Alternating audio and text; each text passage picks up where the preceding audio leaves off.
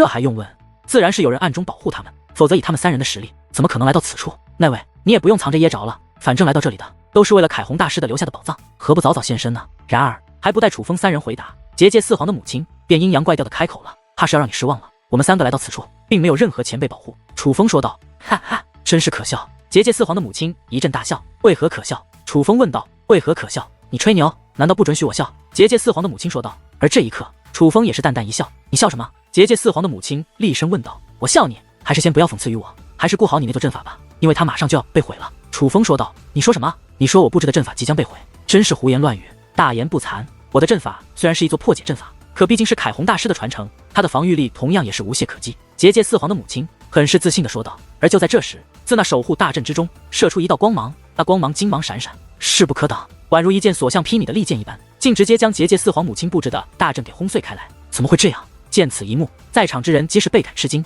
那守护大阵虽然厉害，可是应该只具备防御力量才对，但是刚刚那守护大阵竟然主动释放出力量，将结界四皇母亲的大阵击毁，这便说明那座守护大阵还具备着极强的攻击性。但是人们最为不解的是，那守护大阵为何会击毁结界四皇母亲布置的阵法？而楚风又是怎么看出来的？楚风小友，莫非你事先就发现那守护大阵会击毁结界圣姑所布置的阵法？不解之余，有人对楚风问道。不瞒诸位前辈，晚辈修炼过一门特殊的观察之法，而这座守护大阵虽强，但是其中的诸多奥秘却皆已被晚辈收入眼底，所以我不仅能够看穿这座守护大阵即将做的事，我还能够破解这座守护大阵，将那棺材打开。楚风自信满满的说道。楚风小友，此话当真？楚风此话一出，人们顿时双眼放光，就如同在绝境之中看到了希望一般。当真？楚风的脸上始终挂着自信的笑意。楚风的确没有说谎，更是没有说大话。他之所以断定结界四皇母亲所布置的阵法不行，正是因为楚风看穿了那座守护大阵，所以才能够确定结界四皇母亲布置的阵法无法破解那座守护大阵。而楚风既然已经看穿那座守护大阵，自然也就知道该如何解开这座守护大阵。但是有一点，楚风也是百思不得其解，因为他看穿那守护大阵并没有动用天眼，而是正常观察之下，但是赵宏与王强却看不到楚风看到的。也就是说，同样是正常观察，在常人眼里那守护大阵无懈可击，但在楚风眼里却是漏洞百出，就好像那守护大阵故意针对楚风一人，展现了他的弱点一般。真是胡言乱语！你这个小鬼，不过是一个驱虫文级仙袍界灵师，不过是刚刚踏入仙袍界灵师的门槛而已，居然也敢在此大言不惭！结界四皇的母亲讽刺地说道。结界圣姑，楚风小友来到此处后所说的过话可都应验了。他说你破不开那守护大阵，说对了。他说你布置的阵法会被毁掉，也说对了。这便足以证明楚风小友的确是有真本事的，而并不像你只会说大话。仗剑仙门那位段春昌长老讽刺地说道。没错没错，的确如此。而与此同时，在场的不少人也是趁机挖苦结界四皇的母亲。你们好，很好，你们居然堕落到将破解大阵的重担放在一个小鬼的身上，那本圣姑就满足你们，让你们知道你们的这个决定是多么的无知，多么的愚蠢。结界四皇的母亲气的声音都在颤抖，话语之中充斥着极深的怨念。我自然是要破解这座大阵，只不过还请结界圣姑兑现你先前的承诺。楚风笑着说道。对，你好歹是一个长辈，你可不能言而无信。王强也是笑嘻嘻的说道。与此同时，如段春昌等人也是一同催促，让结界圣皇的母亲给楚风道歉。这种情况之下，哪怕结界四皇的母亲很不情愿，可是却也没有办法，毕竟人证物证皆在，他想耍赖也不行。此刻的他当真是悔恨自己太过自信，没想到竟真的败给了楚风。但是不甘归不甘，这个欠他还是要到的。于是别看他脸色很不好看，但还是看着楚风说道。楚风小友，先前我贸然对你出手，是我有失风范，还望你这怎么行？说好的跪着道歉呢？然而结界四皇母亲话还没有说完，王强便开口了。你说什么？你竟敢让我跪着？听得此话，结界四皇的母亲顿时暴跳如雷，她的怒意就像是喷发的火山，在场的每一个人都能够感受到。此刻也就是有着诸多强者在场，否则人们相信结界四皇的母亲绝对会当场杀了这个王强。然而王强却不是怕事的主，对于结界四皇母亲的威胁，王强不为所动，反而很是不服的说道。我擦，之前的话可是你说的，难道你是当成屁放的？这么快就给忘了？我真有说过。结界四皇母亲看向众人，就好像他真的忘记了这件事情一般，确有其事。在场之人纷纷点头。此一刻，结界四皇母亲的脸色顿时由白转紫，由紫转青。当真是要多精彩有多精彩，让他道歉可以，可是让他当着这多人的面给一个小辈下跪，而且这个小辈还是楚风，他真的是做不到。结界圣姑，话是你说的，你本该照做，但是以你的身份向楚风下跪，倒也的确有些不妥。这样吧，你给楚风一些补偿，此事就这样算了。忽然预言大师开口了。补偿？这个补偿要怎么给？赵宏有些不悦地问道。他的性格很是耿直，哪怕是位高权重的预言大师说话，可只要他觉得对方是偏袒结界圣姑，他也绝不给对方留面子。这位小友，你是楚风小友的朋友，你觉得怎么给合适？预言大师笑着问道。一剑祖兵，否则免谈。赵红说道。真是放肆！听得此话，结界四皇母亲的怒意再度喷涌而出，要么跪，要么给，你自己定。赵红态度很是不善地说道。结界圣姑，我听说你前段时间不是刚刚拍到了一件祖兵疾风之刃吗？仗剑仙门的段春昌长老说道。疾风之刃，莫非就是那件？相传是流传自远古时期的祖兵。这一刻，在场的不少人都是露出了惊讶的目光。其实，在百炼凡界，祖兵虽然稀少，但却也有着不少，但是真正有名气的却不多。而那疾风之刃，便是百炼凡界内极为有名的一件祖兵。正是，我听说结界圣姑为了这疾风之刃，可是花了大价钱的。毕竟疾风之刃在我百炼凡界也算是一把传说级的祖兵。段春昌长老笑着说道。在此之后，人们对那疾风之刃的讨论也是越来越激烈。而这一刻，结界四皇母亲的脸色则是越发的难看，因为她很清楚那疾风之刃的珍贵性，让她把疾风之刃送给楚风，她绝对做不到。于是，一番艰难的决定之后，结界四皇的母亲终于做出了取舍，于是大声说道：“好，楚风，作为补偿，我可以给你一件祖兵，但是疾风之刃绝对不行。”听得此话，在场之人皆是一愣，答应了，居然答应了。祖兵，那可是祖兵啊！虽然结界圣姑舍不得将疾风之刃送给楚风，可是就算是寻常的祖兵，也是价值不菲。一个口头上的小小赌约，居然让楚风赢得了一件祖兵，这当真是让围观之人羡慕不已。然而，就在所有人都觉得这件事将因为结界圣姑赠送楚风祖兵而成为定局的时候，楚风却是淡淡一笑，说道：“我只要那疾风之刃，我只要那疾风之刃。”楚风从容地说道：“你可真敢要啊！休想！”结界四皇的母亲怒吼道：“那你可以选择遵守承诺，向我下跪。”楚风说道：“你这是趁火打劫！”结界四皇的母亲气得嘴角都在抽搐。没错，我就是趁火打劫。楚风坚定地说道，丝毫不以此为耻。结界四皇的母亲气得瑟瑟发抖，可却也不知该如何是好。结界圣姑，千万别发火，毕竟人家楚风小友也没有逼你，怎么选看你自己了。段春昌长老一脸坏笑说道，大有一副看热闹不怕事大的样子。楚风，一件祖兵已经不是一个小数目，我愿意给你，已是极大的恩赐。我劝你最好不要给脸不要脸，你若是再给脸不要脸的话，今日这件事我绝对不会善罢甘休。结界四皇的母亲咬牙切齿地对楚风说道，其中满含威胁之意。而楚风则是笑容不改，但却也不多说什么，就那样盯着结界四皇的母亲，等待着结界四皇母亲的答复。好了，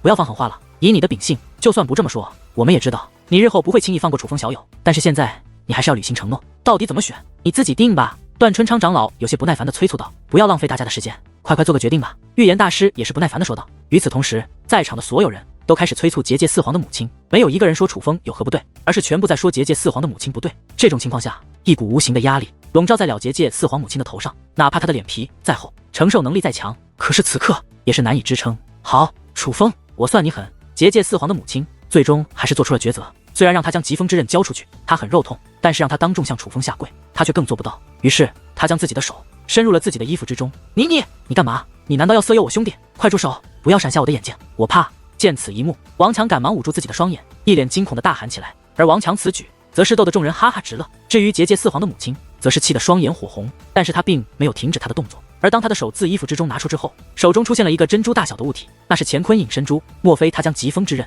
藏在了储存珠之内？见到这颗珠子，人们都是眼前一亮。而对于所谓的乾坤隐身珠，楚风道也是有所耳闻。这珠子有着与乾坤袋一样的功能，不过这颗珠子的体积却比乾坤袋还要小得多。还有更重要的一点是，这乾坤隐身珠可以放在身体里面，并且不会给使用者带来任何疼痛。而只要乾坤隐身珠入体之后，便会与人合为一体，隐藏、消失，哪怕是界灵师也察觉不出乾坤隐身珠的存在。所以这乾坤隐身珠乃是藏匿至宝的珍品。先不说乾坤隐身珠所藏匿的宝贝是什么，单单是这乾坤隐身珠本身也是一件至宝，很是珍贵。忽然间，自那乾坤隐身珠之内闪烁出一道光芒，而当那光芒绽放的同时，一把利刃也是出现在了结界四皇母亲的手中。这是一件祖兵，因为它一经出现，就散发出了强大的威势，那就像是人类的气质一样，一个王者就将拥有王者的气质，非平民百姓可比。而祖兵也同样如此，只不过这件祖兵一经亮相，莫说楚风与王强等人，就连在场的老一辈强者也是双眼放光。这件祖兵宛如水晶一般，是透明的，长达7尺半，4刀飞刀，4剑飞剑，其中闪烁着淡淡的金色纹路，纹路闪烁，升起道道锋利，那锋利肉眼可见，如旋风一般，围绕着这件祖兵旋转，就仿佛这件祖兵不是一件兵器，而是一位风神，能够召唤凶猛的狂风为其所用。而最重要的是，这件祖兵所散发的气息比寻常的祖兵要强。疾风之刃果然名不宣传，当真是祖兵之中的极品。此刻，不少围观之人忍不住夸赞起结界四皇母亲手中的这件疾风之刃。而听众人这么一夸赞，结界四皇的母亲更加肉痛了，唯有她清楚拍卖到这把疾风之刃花费了她多少宝贝。可以说，这一件疾风之刃将他积攒了大半辈子的积蓄都给搭进去了。可是为了自己的尊严，他还是选择将疾风之刃交给楚风。给你。结界四皇的母亲手臂一扬，便将疾风之刃丢给了楚风。虽然他此刻很是愤怒，恨不得杀了楚风，但是这么多高手在场，他也知道自己不能得逞，所以为了不有失身份，他倒也没有暗中动什么手脚，就那样将疾风之刃丢给了楚风。果然是一件好兵器。楚风打量了一下手中的疾风之刃，也是满脸的欢喜，小心翼翼地收了起来，随后笑着对结界四皇的母亲说道：“圣姑果然大方，谢了。”听楚风这样一说，结界四皇的母亲脸色又是一变，因为这句谢了实在是太挖苦，太气人了。楚风小友，你说你可以破开这座守护大阵，不知可否可以一试？预言大师说道：“来此就是为了这座遗迹，当然要试一试。只不过楚风的结界之力有限，恐怕还要借助各位前辈的力量来帮我布置阵法。”楚风对在场的几位蛇纹级仙袍界灵师说道：“哼，还以为你有多大本事，搞了半天还要依仗我们。”结界四皇的母亲冷哼一声：“我怕你坏了我的阵法，所以用不着你出手。”楚风淡然一笑，随后看向了其他几位蛇纹级仙袍界灵师，说道：“不知前辈可否帮忙？”小友客气了，想我们怎么帮，尽管开口。那几位蛇纹级仙袍界灵师很是客气的说道，充分的表现出了他们愿意帮助楚风的想法。你们居然真的相信这个小鬼，简直愚蠢透顶！结界四皇的母亲讽刺的说道：“看来你是不相信我。既然如此，不如咱们两个打个赌，若是我用的阵法破开了那座大阵，你再送我一件祖兵可好？”楚风对结界四皇的母亲说道。听得此话，结界四皇的母亲顿时怒火攻心，险些没一口鲜血直接喷洒出来，看着那脸色发青，恨不得一巴掌把自己拍死的结界圣姑。楚风则是得意的一笑，随后便当着众人的面勾勒出了一座大阵的布置图。而这座阵法的布置图一经出现，在场的界灵师皆是神情一变，眼中不免流露出了失望之色，还以为是什么阵法，搞了半天是这么低级的阵法。结界圣姑轻蔑的大笑起来，就仿佛他心中所有的压抑都得以在此刻释放，毫不留情的开始嘲讽楚风：“楚风小友，你确定要让我们布置这座阵法？”与此同时，就连其他几位蛇纹级仙袍界灵师也是对楚风产生了质疑：“前辈，这阵法要由你们布置，按照我的这个布置图来布置就可以了。”楚风并未过多的解释，但他的脸上始终挂着自信之色。诸位，这种阵法简直就是小儿科一样的东西，怎么可能破解的了？凯宏大师的这座守护大阵，并且虽然楚风提出的这座阵法破解的力量很弱，但是所需要的结界之力却很强。你们若是帮他布置完成，定然会损耗极大的结界之力。难道你们真的愿意为了这种毫无效果的阵法而消耗你们的结界之力？结界圣姑挑拨离间的说道。此刻，那几位蛇纹级仙袍界灵师的确有些犹豫。若是我这阵法破不开那守护大阵，我楚风的命都随你们处置。楚风说道。楚风此话一出，人们又是一惊，自信？这是何等的自信？自信到敢拿自己的性命做赌注，真是可笑。你觉得你的命很值钱吗？你不过是一个区区半祖，在百炼凡界，你这种修为的满大街都是。别说你的命，就算100条命，也不敌这几位界灵师所消耗的结界之力。结界圣姑说道。我的命值不值钱，我都敢赌，你敢吗？楚风对结界圣姑问道。什么？结界圣姑有些没有反应过来。我说，我与你赌，我的阵法若是无法破开那守护大阵，我的命归你；但是若是我的命可以破开那座守护大阵，那么你的命归我。可敢与我赌？楚风问道。真是可笑，我为什么要与你赌？结界圣姑冷笑道。你不是坚信我无法破开那座大阵吗？既然你坚信，为何不敢与我赌？楚风继续说道。真是无理取闹。结界圣姑一脸的难堪，因为他的确不敢与楚风赌，怂了就是怂了，找什么理由？赵红挖苦道。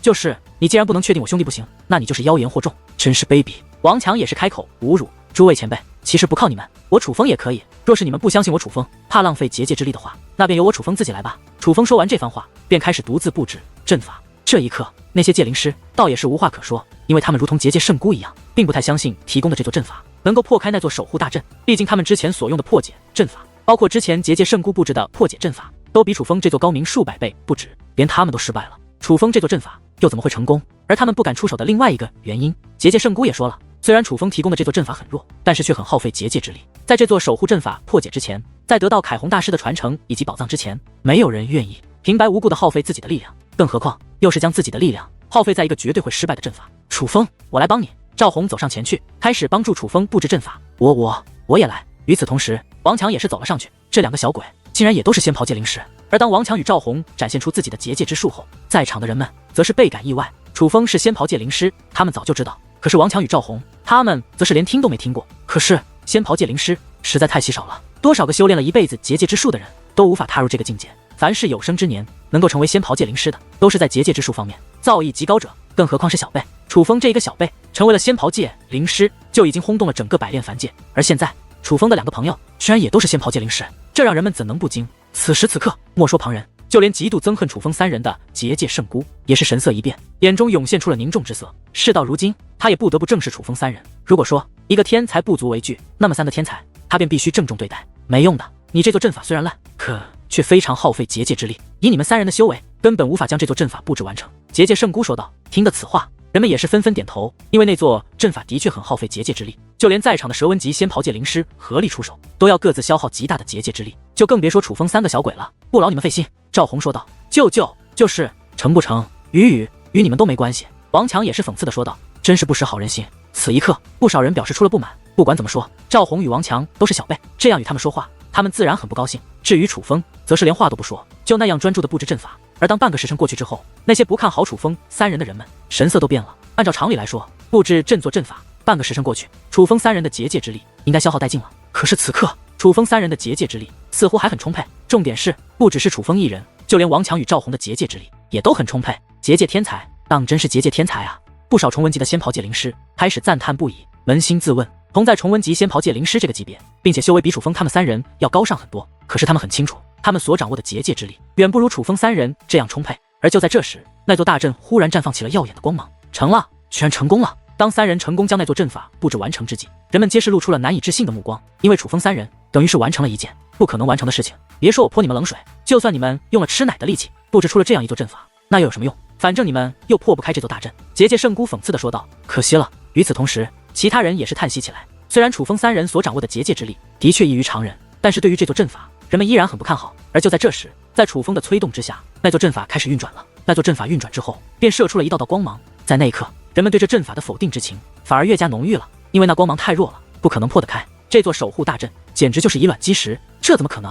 然而下一刻，那些否定楚风3人的诸位界灵师们皆是瞠目结舌，目瞪口呆，因为那座阵法所射出的光芒竟然轻而易举地洞穿了那座守护大阵。在众人的瞩目之下，楚风的众人开始与那座守护大阵相互融合，而这看似温和的相融之下，实际上却正在进行着一场攻城略地的结界之战。在楚风所布阵法的疯狂攻势之下，那座原本坚不可摧的守护大阵竟然传来阵阵碎裂之音，紧随其后，一声轰鸣传来，那座守护大阵开始土崩瓦解。成了，楚风所布置的阵法成功的将凯宏大师的守护大阵给破解开来，他居然真的做到了，竟用如此不堪的破解阵法破开了如此厉害的守护大阵。亲眼见到这一切发生，在场的诸多界灵师都纷纷感觉不可思议，因为这一切实在太不符合逻辑了。虽然我不懂结界之术，但这可能就是所谓的对症下药吧。凯宏大师留下的守护阵法固然厉害，可是楚风小友显然是看穿了这阵法的弱点，这才能够做到一击即破。预言大师说道。听得预言大师的话后，人们都看向了楚风，眼中不免多出了一丝佩服，但是那种吃惊之色却也是依然不减。毕竟这是一座连几位蛇纹级仙袍界灵师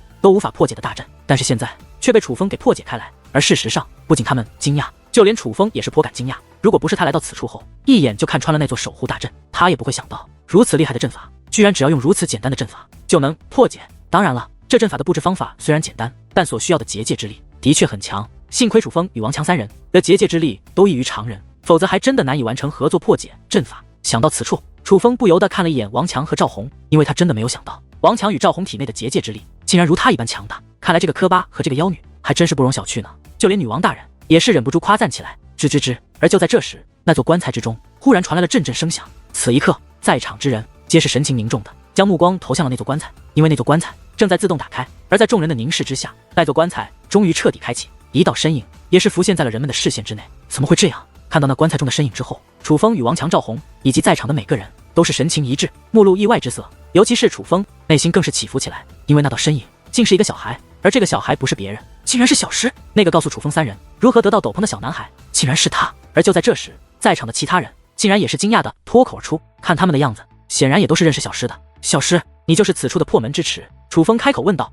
因为他知道小诗出现在此处绝非偶然，再加上之前小诗对于楚风他们的帮助，以及小诗知道的秘密，很显然小诗与这座遗迹有着密不可分的关系。最好的解释就是小诗其实就是那所谓的破门之耻。是我就是凯宏大师留在此处的破门之耻，只有我才能打开身后的这道守护大门。小诗笑眯眯地说道。楚风小友，你居然知道这个小孩的名字？见楚风说出了小诗的名字，有人好奇地问道。其实你们每个人都有机会知道我的名字，我的分身守在8荒乱坟岗的多处入口，然而你们没有人相信我，甚至不愿意给我帮助，所以你们便都错失了机会。而他们3个帮助了我，所以只有他们3个能够破解这座守护大阵。小诗对众人说道。听得此话，楚风与众人皆是恍然大悟。楚风终于知道为何他能够看穿那座守护大阵了，显然那都是小诗搞的鬼。只不过相比于楚风3人，在场的其他人则是一脸惭愧，因为就如小诗所说，他们来此之前的确都见到过小诗，只是对于这样一个孩子，他们都没有去理会。动手吧，楚风。忽然小诗对楚风说道。动手？动什么手？楚风问道。杀了我，了结我的生命，我才能化作开启那道守护大门的钥匙，否则你进不去。楚风说道。不行，我怎么能为了一座宝藏便杀了你？楚风摇了摇头，虽然只是一面之缘，虽然明知道小师的存在就是为了让人来开启这座守护大门，可是在楚风眼中，小师就像是一个朋友，要楚风了结朋友的性命，而获取宝藏，楚风下不去手。杀了我吧，我留在此处本就是为了开启那座守护大门，这是我的职责所在。今日到了我履行职责的时候，况且凯宏大师留下的东西对你们有好处。小师说道。除了杀你，没有其他办法了？楚风问道。没有，小师说道。那我选择放弃。楚风说道。听得此话，小师神情一动，在他那清澈的眼中涌现出了一抹浓郁的感动，但是小师依然没有动摇，他还是要坚持自己的决定，于是对王强和赵红说道。王强、赵红，你们两个来。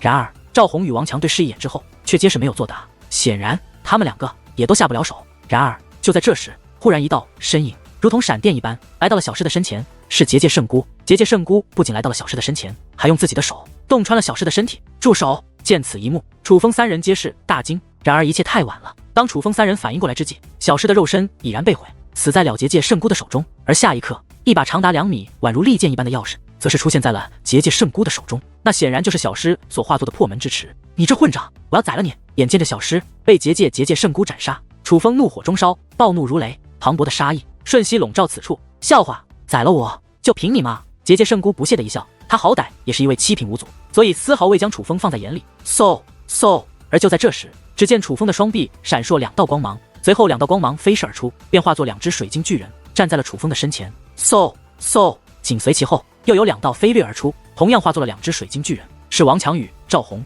他们两个同时释放出了水晶巨人。这是莫非楚风他们能够来到此处？看到就是这个，看到那4个水晶巨人，在场之人皆是神情一动，毕竟那水晶巨人所散发的气息可是无祖巅峰。你们竟然有这种东西！这一刻，结界圣姑顿时脸色苍白，满面惊慌，因为他实在是没有想到楚风他们还掌握着这样厉害的东西。最重要的是，这4个水晶巨人每一个都具备着轻易将他抹杀的实力，把他给我碎尸万段！楚风咬牙切齿地说道。嗖嗖嗖嗖！而下一刻，4个水晶巨人夹带着毁灭性的威势，如同4个死神一般，向结界圣姑飞掠而去。然而就在水晶巨人接近结界圣姑之际，小师所化作的钥匙竟释放出一层光芒体，将结界圣姑笼罩在了其中。紧随其后，4个水晶巨人那有力的拳头也是狠狠地砸在了那层光芒体之上。刹那之间，汹涌的涟漪四散开来，威势之强，仿佛要吞噬一切。莫说其他，但是那能量涟漪在楚风3人面前都是异常的恐怖，拥有着轻易抹杀3人的力量。不过好在场强者较多，这种涟漪还未靠近人群，便被无祖巅峰的强者给挡了下来。然而令人惊讶的是，身为无祖巅峰的水晶巨人，一轮凶猛的攻击之后，竟然难以撼动那层光芒体。那光芒体不仅将结界圣姑守在其中，并且还能抵挡无祖巅峰的力量。可恶！此刻楚风3人皆是气得双拳紧握，他们已经看出来了，那层光芒体非同小可，除非真仙强者，否则恐怕真仙之下无人能够将其破解。楚风啊，楚风，任凭你有如此手段，却又能奈我何啊？对了，我差点忘记，这个破门之池似乎与你关系不浅，你既然舍不得杀他，那他应该是你的朋友吧？但是可惜啊，你的朋友现在可是在帮着我。你以你朋友被杀而愤怒，可你朋友却反过来帮我，不知道你现在是何心情啊？结界圣姑讽刺的大笑起来，那个模样当真是得意忘形，无耻至极。楚风，接着就在此刻，赵红则是将身后背着的麻袋给取了下来，丢给了楚风。而拿到这个麻袋，楚风的嘴角也是掀起了一抹诡异的弧度，对结界圣姑说道：“你真以为我拿你没有办法了吗？难道你有办法？”结界圣姑轻蔑的一笑，他可不相信楚风还有什么办法能够对付得了他。滚出来！楚风将麻袋解开，向地上一倒，顿时4个圆滚滚的庞然大物便如球一般的滚了出来。而看到那4位之后，结界圣姑的脸色顿时大变，先前的得意不仅消失不见，取而代之的反而是满面吃惊，因为那4个球一样的物体乃是他的儿子结界四皇。母亲大人，救我们！结界四皇看到自己的母亲，就如同看到了救命稻草，赶忙大声呼救：“给我趴着！”然而就在此刻，楚风大喝一声，那4个水晶巨人便散发出了磅礴的威压，将结界四皇如同死狗一般的压迫在了地上。住手！见状，结界圣姑赶忙厉喝一声：“这可不是你说了算的！”楚风说道：“楚风，你到底想干嘛？”结界圣姑焦急地问道：“把破门之池交出来，否则要你儿子狗命！”楚风说道：“你敢！”结界圣姑说道：“给我杀了他们！”楚风说道。而此话一落，那4个水晶巨人便立刻散发出了磅礴的杀意。住手！见状，结界圣姑赶忙大喊一声，与此同时，更是将手中的破门之池给丢了出来。楚风探手一抓，便将破门之池握在了手中。而此刻，结界圣姑倒也是失去了那层保护罩，但是结界圣姑相比于自身的安危，此刻更在乎他4个儿子的安危。身形一纵，便来到了结界四皇身前，将其4个儿子挡在了身后。见此一幕，楚风心中一动。尽管结界圣姑是一个无恶不作、卑鄙无耻之人，可是在此时此刻，他表现出来的却是一个母亲为了守护自己的儿子而舍弃一切的勇敢、母爱。不管结界圣姑为人如何，可是对他的4个儿子，他的确展现出了母亲的伟大。此一刻，楚风内心被触动了。毕竟楚风从小到大最想感受到的便是母爱。此一刻，楚风想起了那个他连是谁都不知道的母亲。母亲大人，快帮我们报仇，杀了这3个畜生！那水晶巨人本应该是我们的，是他们抢夺过去的。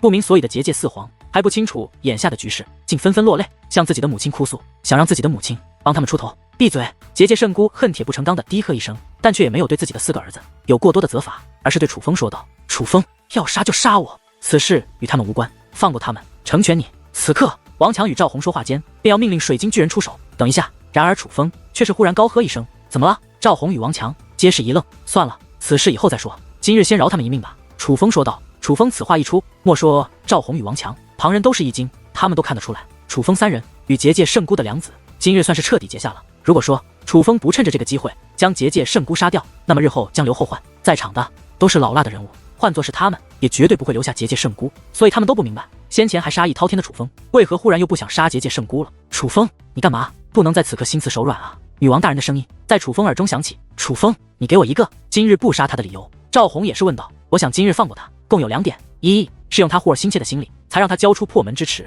失去了自我保护的依仗；二能够斩杀他的水晶巨人，也是利用他的阵法，才能够快速获得。我今日不杀他，只是不想趁人之危。楚风说道。兄弟，既然如此，那便依你。王强爽快地说道。而此刻赵红也不再多说什么，不过在场之人倒是心中一动，因为他们终于知道，楚风放过结界圣姑，并非是因为心慈手软，而是因为他有着他做人的底线和原则。所以此刻对于楚风这个放虎归山的做法，人们倒是也能够理解一些了。与此同时，对楚风也多了一抹佩服。这份佩服与天赋无关，而是勇气。毕竟相比于斩杀一个敌人，在能杀他的情况下放过他，这更需要勇气。这是哪怕在场的诸位大人物也未必能够做到的事。楚风，你可不要以为你不杀我，我就会感激你。那水晶巨人只是阵法，迟早会消失，他保得了你一时，保不了你一世。下次见面，我定然不会放过你。结界圣姑冷声威胁，他对楚风的恨意毫无保留地展现了出来。而此刻，楚风则是淡淡一笑，对其说道：“放心，我今日放过你，不代表真的放过你。小事的仇，我必报。”楚风此话说完，便手持破门之匙，来到了那道守护大门之前。然而，就在楚风准备用破门之匙开启那座守护大门之际，楚风忽然听到一缕暗中传音，而那个传音竟然是自那钥匙之中传来。小师，楚风心中一惊，因为那个叹息的声音分明就是小师的声音。本来我还想借着开门的时候亲自弄死那个臭婆娘呢，现在的话便只能靠你日后帮我报仇了。果不其然，那破门之匙之中再度传来了小师的声音：“小师，你没死。”楚风同样用传音的方式回问道：“我已经死了，不过在开启大门之前，倒是还有着一些作用。不过无所谓了，我还是帮你开启这座门吧。记住，门后还有凶险的阵法，不过只要披上那件披风，你们3人便可以走过去。而这阵法之后，便是凯红大师的遗迹所在。”小师的声音再度传来。而就在这时，那破门之匙主动脱离楚风的手掌，跃入了那道守护大门之中，光芒闪烁，二者相融，紧随其后，阵阵隆隆之音传来，那座坚不可摧的守护大门便开始缓缓开启。这一刻，在场之人的脸上皆是露出了兴奋之色。来到此处已久，迟迟不能向前，就是因为这道守护大门。现在这道守护大门终于得以开启，而那破门之匙更是亲口说过，守护大门后面就是凯红大师的传承。人们都很激动，一个个跃跃欲试，就等大门开启，冲入其中，抢夺凯红大师留下的宝藏，一记凯红大师的传承。那是。然而，当那座坚不可摧的大门开启之后，人们脸上的兴奋之色却在瞬间凝固了，一时之间，火热的表情降到了极冷的冰点。因为那座守护大门的后面，并不是凯红大师留下的宝藏，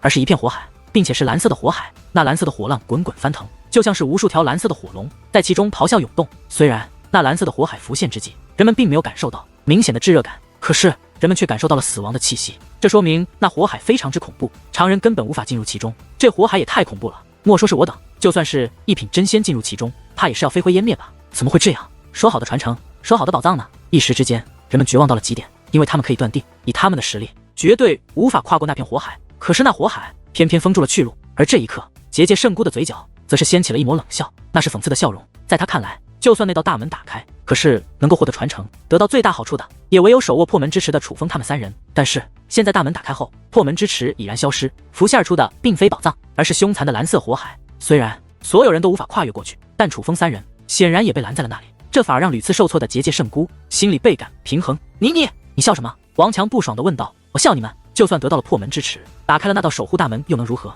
还不是如我们一样要被拦在这里。结界圣姑倒也毫不掩饰地将自己内心所想说了出来，怕是又要让你失望了。楚风说道。楚风，你有办法？赵红与王强一同问道。用披风，楚风对2人说道。且说话之间，楚风也是拿出了一件披风披在了身上。而此刻，王强与赵红也是心领神会，纷纷取出了一件披风披在了自己的身上。而这披风自然是受小师指点所得到的披风。至于这披风的作用，也是毋庸置疑的，因为楚风三人能够如此快速的来到此处，正是得益于这披风。穿上这披风，当真可以躲开这遗迹内的所有机关。他们这是要干嘛？看到楚风三人纷纷穿上一件披风，许多人面露不解之色。那披风，然而此刻在场的诸位界灵师却是神色一变，他们都看出来了，楚风三人所穿的披风可不是寻常的披风，乃是至宝。而就在此时，楚风三人忽然消失不见，人呢？怎么没了？有人惊声呼道：“不是没了，而是那披风有让他们隐身的力量。”一位蛇纹级仙袍界灵师说道。就在此刻，那火海的边缘忽然传来刺耳的咆哮，与此同时，火浪向两侧翻滚，竟然出现了一条道路，他们进去了。见此一幕，人们皆是一惊，看来那披风不仅有着让人隐身的力量，还有着抗拒着火海的力量。那位蛇纹级仙袍界灵师说道。而此一刻，在场之人的眼中却是充满了羡慕与嫉妒的目光，他们是多想与楚风三人一样，穿越火海进入凯宏大师的遗迹，只是可惜他们没有披风，根本就不敢踏入那火海半步。结界圣姑，幸亏你这次没与楚风小友打赌，否则你又输了。仗剑仙门的段春昌长老对结界圣姑说道。该死！而结界圣姑则是一脸的不甘心。然而此时此刻，他除了不甘，却也是什么都做不了。还是预言大师厉害，竟然精准的预言出了一切。楚风小友果然是这座遗迹的有缘人，段春昌长老说道。与此同时，其他人也都将目光投向了那位预言大师，眼中都充满了佩服之色。毋庸置疑，到了现在这个地步，预言大师这次的预测又全部都对了。对于众人那敬佩的目光，预言大师并没有过多的回答，只是淡淡一笑，只不过这抹笑容之中却也充满利奥得意。然而就在众人感叹预言大师的厉害之际，楚风三人却已然穿过了火海，来到一座浩瀚的空间。这是一座由蓝色水晶打造的大殿，这大殿的建筑风格当真可以用鬼斧神工来形容，哪怕是楚风三人身为仙袍界灵师，却也难以建造出这样精致这样大气的宫殿。但是相比于这大殿的宏伟，楚风三人的目光却被眼前的一道身影所吸引。这是一位老人，身穿蓝色长袍，负手而立，虽是老人，可却肌肤如玉，脸上没有一丝皱纹，只不过那一头白发以及满脸的白色的胡须却出卖了他那老人的身份。此刻老人面带笑容，就这样看着楚风三人。然而哪怕老人满面和善，但楚风三人的内心却皆是一紧。楚风三人的内心都产生了一个相同的想法，想必此人便是凯宏大师。只是眼下浮现在眼前的并非是棺材，并非是死尸，而是一个气息逼人、活灵活现的老者。莫非那传说中的凯宏大师未死？前辈，您可是凯宏大师？带着心中的疑问，楚风先是施以大礼，这才开口询问。然而对于楚风的问题，那位老者却不予回答，而是大袖一挥，顿时身后光芒闪烁，一座大阵浮现而出。这座大阵的防御力极强，不过却是透明的，这使得楚风三人可以清楚地看到大阵之内的情景。大阵之内摆放着3件兵器，第一件是一把宝剑，这把宝剑长7尺，宽5寸，通体为红色，但却并非血红，而更像是璀璨的宝石打造而成。这宝石很是特别，上边有着如羽毛一般的纹路，华丽而漂亮。虽然样子似是宝石打造，可此剑不仅坚韧，更是锋利得很，哪怕有阵法阻隔，可以一股强大的气息，唯我独尊，霸气非常。祖兵，这不仅是一件祖兵，并且是一件品质极高的祖兵，甚至这件祖兵的品质要比楚风的那把疾风之刃还要高，而疾风之刃已是祖兵之中的极品，可想而知这件祖兵品质又是多么的利奥的。这件极品祖兵摆放在一个精致的石台之上，石台之上还可写着几个大字：凤羽之剑。而第二件兵器是一把长达1米的大刀，准确来说，这更像是一把菜刀，因为它的品质就像是寻常的钢铁一般，形状也像是寻常菜刀的扩大版。虽然这件兵器的外貌很不起眼，但楚风三人都看得出来，这同样是一件祖兵，并且是一个品质不输给疾风之刃的祖兵。这件兵器我喜欢。王强盯着那把如同菜刀一般的武器，一脸兴奋地说道，就仿佛他看到了自己梦寐以求的兵器一般。你也就这点品味了？赵红鄙视地说道。怎么了，老婆？难道我看中的这兵器不好吗？王强问道。你看看那名字。赵红指着那兵器说道。而这件祖兵同样摆放在精致的石台之上，石台上同样有他的名字：切菜之刃。我擦，神什么鬼？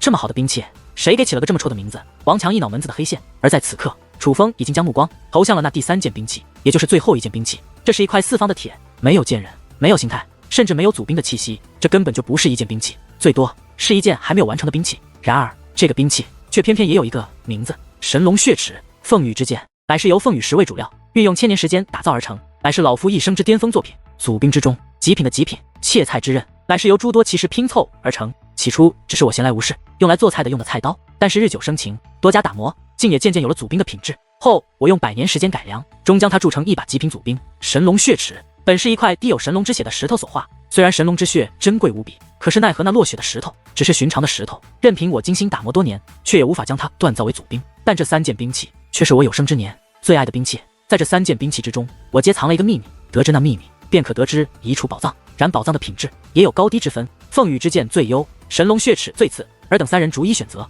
谁先开始？那位老者说完这番话后，那身后的阵法竟然打开了缺口，可容忍进入其中。此一刻，楚风等人都知道了，尽管眼前的老者栩栩如生，且气势逼人，但恐怕他根本就不是一个活人，甚至连一道残存的神石都不是，只是一道凯红大师留下的阵法。这阵法应该是经过特殊的设定，可以根据来到此处的人数而说不通的话。但毋庸置疑的是，这里还有一个巧合，那就是凯红大师留下的兵器，也可以说是所谓的宝藏，刚好是3份。谁先来？见楚风三人皆未回答，那位老者继续催促道：“我先来。”楚风率先说道：“好，你先来。”王强爽快地说道。然而，相比于王强，赵红的眼中却涌现出了一丝怪异之色，想必他有些不满了。毕竟那3件兵器有好坏之分，而第一个选择的人便获得了率先选择兵器的权利。尽管心中有所不满，但是赵红却并未说出来，而楚风自然也是当仁不让的，走入了那座阵法之中。喂，傻了不成？拿那把凤羽之剑啊！女王大人的声音忽然响起，因为她惊愕地发现，楚风进入阵法之后，并未向那品质最优的凤羽之剑走去，反而向那品质最差，甚至连祖兵都谈不上的神龙血齿走去。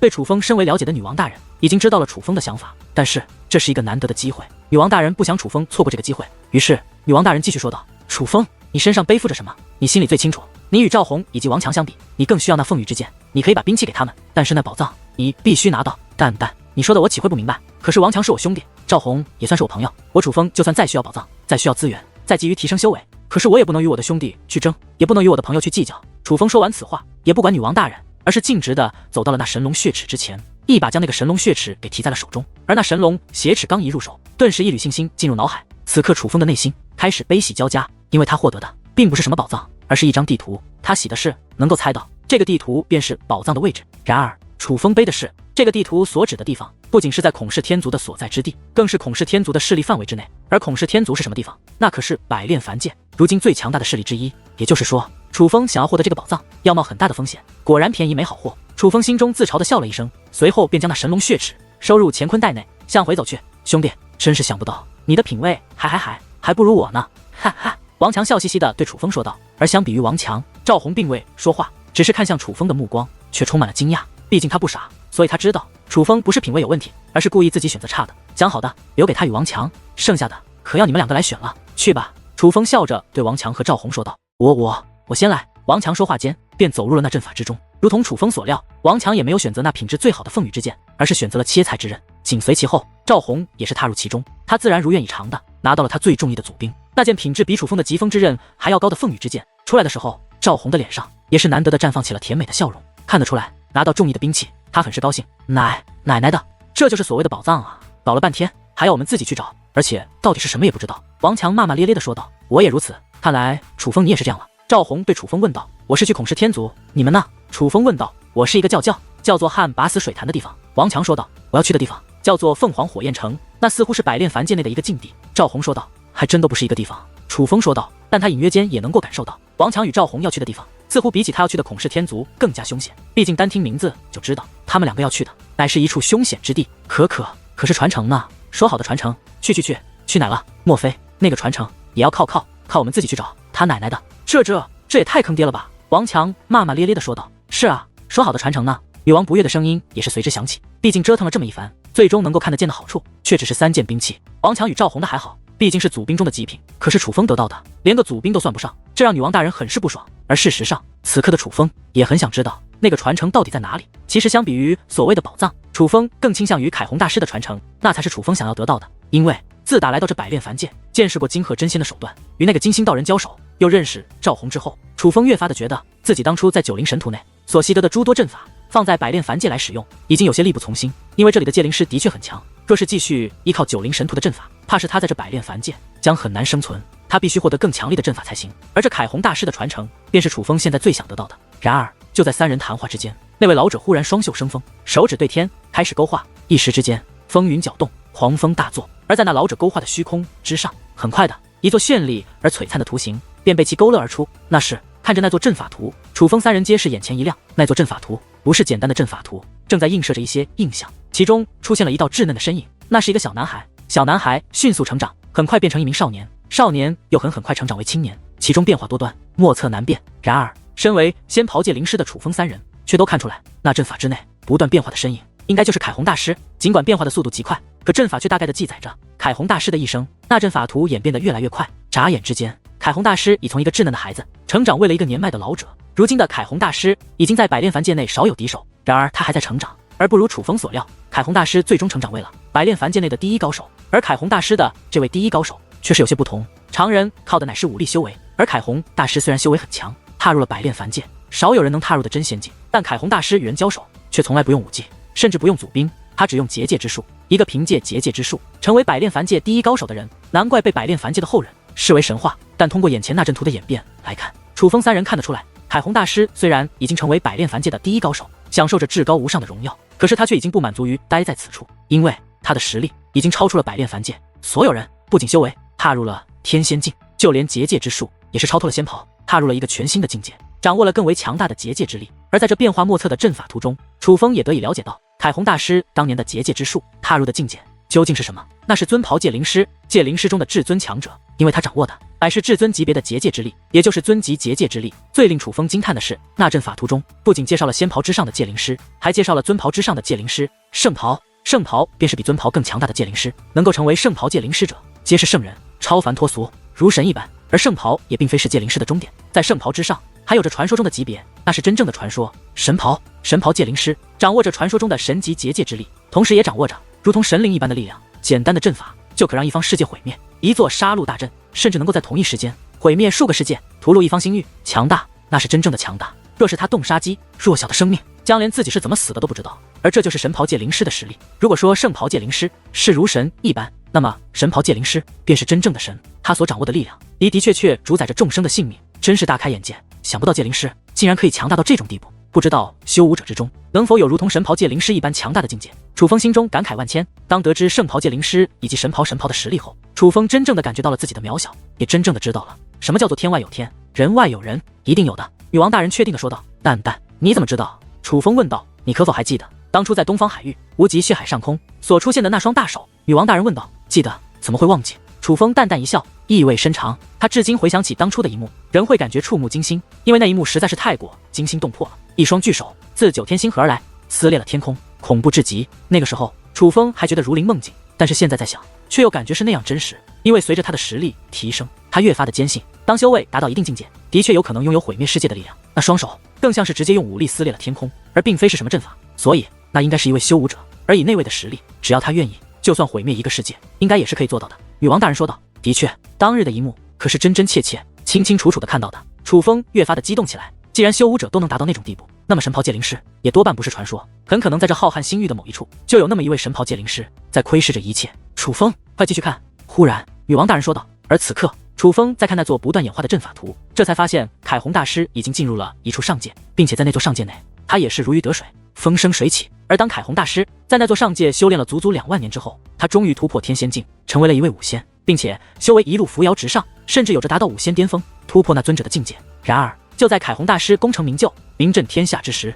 他却遇到了一位少年。那位少年是一位绝世奇才，他向凯红大师挑战，要向所有人证明结界之术的战力永远无法与武力相抗衡。而凭借结界之术，一生所向无敌的凯红大师遭到一个初出茅庐的少年挑衅，自然要给予其一些教训。可是这一战，凯红大师居然败了。已经修炼了足足2万多年的凯红大师，竟然败给了一位修武时间最多10几年，甚至可能只有几年的少年。而可能因为印象深刻，凯红大师更是在这阵法图内留下了那个少年的名字，而那个少年的名字叫做楚汉仙。楚汉仙。当看到这个名字之后，赵宏与王强皆是目光一变，他们都在心中记下了这个名字，因为以那名少年的年纪，他现在多半还活着，而他只要活着，以天的实力，想必已经成长为了一个非常了不起的人物。莫说是一方上界，怕是纵横星域的巅峰强者。但是相比于赵宏和王强，楚风的内心却是更加的起伏，因为那个少年的名字与楚风的爷爷同名，莫非此人是我爷爷？楚风心潮涌动，激动不已。很有可能，毕竟按照时间来算，凯红大师当初被那个少年击败的时候，不过是1万多年前而已。1万年说短不短，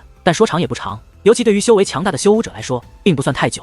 而凯红大师留下的阵法图中，虽然没有说到他当初纵横的上界是哪一个上界，可是多半不会离开这座星域。也就是说，在同一个星域之内，凯红大师纵横的上界，你的爷爷也是可以到达的。最重要的一点是，虽然天下间同名同姓者非常之多，可是又有几个能够在年少之时便成为武仙强者的？此等人才，当真是震烁古今，倒也是符合你爷爷的实力。女王大人分析道。其实，楚风与女王大人皆是不知道楚风爷爷的年龄，但是1万年前的出现的绝世奇才，并且叫做楚汉仙的，仿佛只有楚风的爷爷最为贴切。我父亲说，我爷爷当年的实力是可以让楚氏天族成为星域之主的。后来进入其他星域，才音讯全无。我有一种直觉，击败凯红大师的那位，多半就是我的爷爷。就算不是我爷爷，我觉得我爷爷年少之时，也定然有着不弱于那位的实力，否则我父亲不会给予我爷爷那么高的评价。楚风很是激动地说道：“以往对于他爷爷的实力，他只是觉得很强，却并未真的去想象过他的爷爷到底强到了何种地步。而现在看到凯红大师的经历后，他才真正的意识到了何为真正的天纵奇才，何为真正的一代妖孽。能够在少年时期便击败5仙强者的，多半也是一位5仙，就算不是5仙，也至少达到了天仙境的巅峰。想一想，楚风少年时期虽然已在九州大陆纵横，但那时的楚风是什么境界？与5仙的差距，简直宛如滴水与大海一般，相差之大，简直不可相提并论。而这样一看，楚风现在的天才之名还真是名不副实，因为与真正的天才相比，他简直差了太多太多。看来凯红大师被那楚汉仙击败后，便内心受挫了，可惜了。其实凯红大师也算是一个人才，只是可惜他遇到了一个真正的妖孽。赵红感慨地说道：“因为那阵法图仍在演化，时间飞逝，转眼又过了1000年。可是足足1000年时间，凯红大师却毫无长进，不仅是修为，就连他最擅长的结界之术也是毫无长进，而这不符合常理。所以莫说赵红这样想，几乎楚风与王强，包括女王大人在内，都这样想。凯红大师是因为自尊受挫，心中有坎，而他始终未能解开心结，始终未能迈过那道坎，便导致他本能有更好的前程，却就那样丧失了。恐怖，太恐怖了，简直就是恐怖到令人发指。一个少年，就算天赋在一柄，刚出生就能够修武，但少年时期也顶多修炼了10几年而已。一个修炼10几年的人，居然击败了一个修炼了2万多年的人，这真是太恐怖了！天下间怎么会有如此妖孽？这天外也未免太可怕了，真是什么样的存在都有啊！有这样的妖孽在世，那还让不让我们活了？”王强很是激动地说道。此刻的他同样是感慨万千，意识到自己的天赋与真正的妖孽相比，简直相差甚远。凯红大师就此陨落了。赵红盯着那座阵法图，再度叹息一声。凯红大师在被楚汉仙击败的1000年之后，寿限已至，他并没有像其他人一样闭关修炼，想尽办法延长寿命。他悄悄地回到了百炼凡界，甚至没有任何人知道，这位曾经在百炼凡界叱咤风云的第一高手回来了。更没有人知道，这位当年的天仙境高手，如今已是一位5仙强者。同时，也没有人知道，那位当年的龙纹级黄袍界灵师，其实已经成为了一名尊袍界灵师。凯红大师就这样悄无声息地回到了百炼凡界，任凭他当年的事迹已经成为神话，可他却没有一丝触动，甚至没有去见过一个老朋友，而是来到此处，布置了这座遗迹，静等死去。百炼凡界的一代神话最终在此落幕。但是与百炼凡界众人所知道的不同，凯红大师不是在3万年前就死了，而是在大概1万年前死的。有缘人，我知毕生所学皆在于此，分与你们3人。就在这时，那位老者忽然开口了，且他说话之间，那座不断演变的阵法图忽然分散开来，化作了3道流光，分别掠向了楚风3人。光芒入体，楚风3人皆是赶忙闭上双眼，随后脸色一阵变化。过了足足大概2个时辰之后，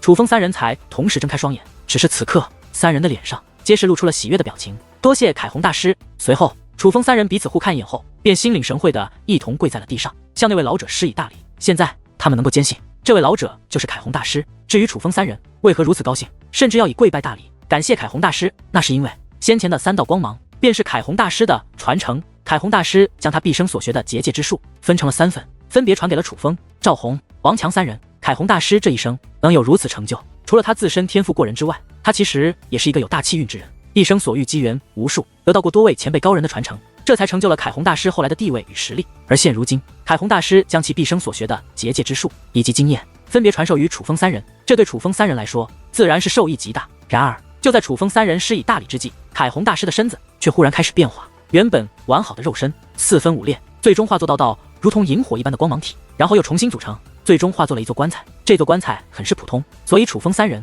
稍用手段就看得出来，棺材内躺着一具白骨，这具白骨完好无损，且光芒闪闪，这是一件至宝。毕竟那可是凯红大师的遗骨，是5仙强者的遗骨，本源保存完整。楚风，我若是将其炼化，修为定然能够长进不少。看着凯红大师的遗骨，女王大人馋得直咽口水，那个小模样甚是可爱。女王大人，凯红大师的本源，我怕是不能给你吸取，否则我便是不仁不义。楚风悄悄对女王大人说道。我知道，所以我就是那么一说。先不说你自己不会让我炼化，就算那个赵红还有那个柯巴，怕是也不会让你。若是强行让我炼化了那个凯红大师的本源，怕是也会被他们2人鄙视。本女王虽然想要快些提升修为，但却也不想你被朋友看不起。女王大人说道。我家蛋蛋真是懂事。楚风笑着说道。女王大人撇了撇小嘴，随后便闭上眼睛，似是不敢再去看那凯红大师的遗体了。楚风，凯红大师是将他毕生所学的结界之术分成了3份，依我看，咱们3人所获得的结界之术皆是不同。赵红说道。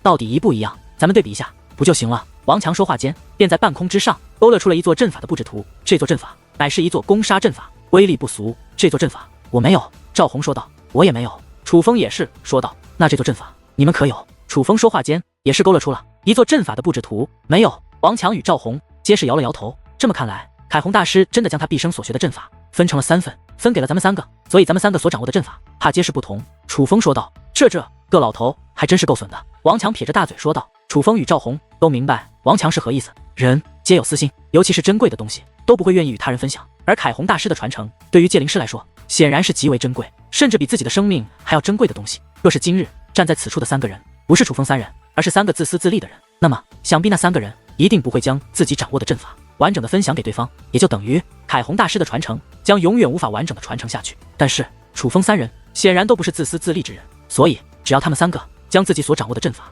分享出来，那么他们3个都能够得到凯宏大师完整的传承。这也算是一个考验吧，一个对旁人来说最难的考验，人心的考验。只是这个考验对于我们3个来说似乎毫无难度。赵红说道。他这话说得很有自信，不仅是对自己的自信，也是对楚风和王强的信任。在他说出这番话的时候，他便觉得楚风与王强都愿意将自己所掌握的阵法分享于他。娘子，这么说来，你愿意将你所得到的传承分享出来？王强笑嘻嘻地问道。相公，那你愿意吗？赵红一脸坏笑地问道。我自然愿意。王强拍着胸脯说道。楚风呢？赵红又对楚风问道。楚风并未回答，而是淡淡一笑，随后双臂摆动，便在半空之上勾勒开来。楚风以精妙的结界之术，将一个又一个精妙的阵法的布置图勾勒而出。眨眼之间，已有几10座阵法被他勾勒而出。楚风没有用语言回答赵红，却用行动来给予赵红答案。对于楚风的这个行为，赵红目光一变，看得出来，他对楚风的这种行为很是欣赏。相公，该你了。随后，赵红对王强说道。娘子，女士优先啊。王强笑嘻嘻地说道。相公，论大气，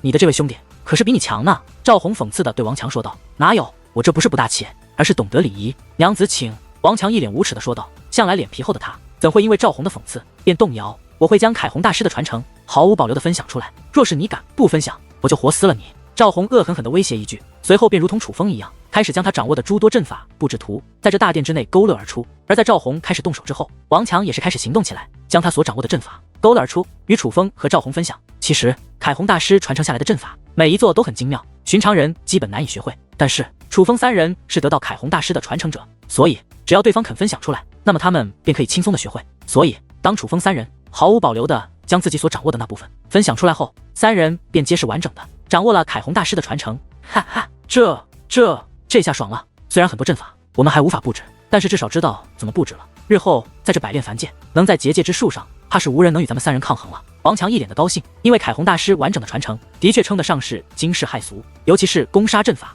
防御阵法皆是非常利奥的，用于实战也是威力不俗。难怪凯宏大师一生以来只用结界之术与他人交手，也能纵横四方。走吧，既然已经得到传承，这里也是无需久留。赵红说道。等一下，楚风说道。还等什么？赵红问道。外面的人虽是名门正派，但却也皆非善辈，他们也许对凯宏大师的传承不是那么上心，但是对于所谓的宝藏定然充满了期望。他们没有进入此处，定然觉得我们3人得到了巨大的宝藏，想必不会那么容易的就放我们离去。楚风说道。那又如何？他们之中最强大的也不过是5祖巅峰，我们有水晶巨人护体，还怕他们不成？赵红不以为然的说道。水晶巨人再强，终究只是阵法所化，而外面那些都是修炼了至少万年甚至几万年的老怪物，他们的战斗经验怕是非水晶巨人可比。再者说，难道你们没有注意到，当我们得到凯宏大师的传承，当凯宏大师留下的幻象阵法恢复成本体后，我们的水晶巨人正在减弱，就连我们拿到的斗篷都在变化吗？楚风说道。还真是，这可怎么办？听得楚风的话后，王强与赵红都是一惊，他们发现水晶巨人的确在减弱，而那个能够避开诸多机关阵法的斗篷